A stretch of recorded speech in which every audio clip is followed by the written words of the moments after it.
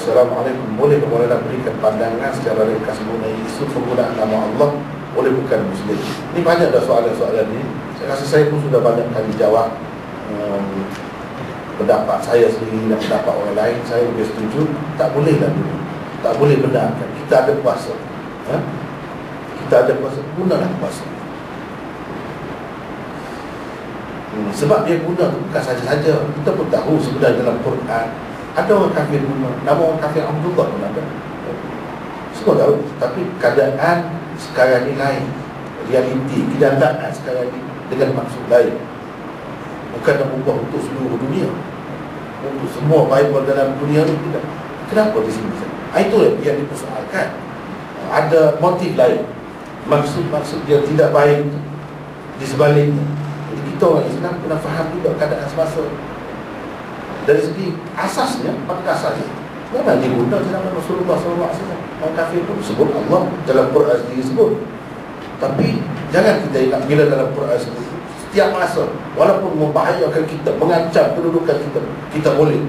Tak boleh. Kita tengok keadaan juga.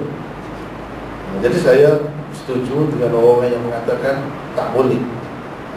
Itu lebih lapor kuasa kita, kewibawaan kita, dan kita tidak dipermain-mainkan oleh mana-mana golongan sesuka hati mereka. Itulah bagi saya lah keputusan mahkamah yang melarang penggunaan. Yalah baguslah, saya sokong lah. Tak ada masalah. Tapi jangan pula kita bawa kes ni. Kalau orang kafir kata semoga Allah bagi awal sehat, kita membawa kes ke mahkamah. Kenapa dia guna nama Allah? Tak sesuai macam tu. Cerita lain itu, cerita lain. Yang kita larang ni tempat lain, cerita lain. Jadi kita faham, bukan dalam kes tadi kan. Nak tanya sikit pendapat bekas mufti yang mengatakan orang yang mempercayaikan keputusan mahkamah ni dihukum kafir atau murtad. Saya tidak setuju dengan adanya mufti satu negeri. Dia sebut orang yang menolak keputusan mahkamah itu terbatal imannya dan perlu mengucap semula. Saya rasa tak sampai ke situ. Itu pendapat dia sajalah. Pendapat dia sajalah. Yang sebenarnya tak sampai ke situ.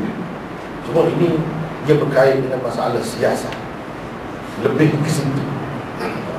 Masalah politik, bukan masalah asas dia, hukum asal dia, bukan masalah itu. Status orang Islam yang berjuang untuk mengizinkan penggunaan nama Allah oleh bukan Islam. Jadi tidak patutlah maknanya. Bagi saya ini satu kekeliruan dan boleh diambil kesempatan oleh musuh.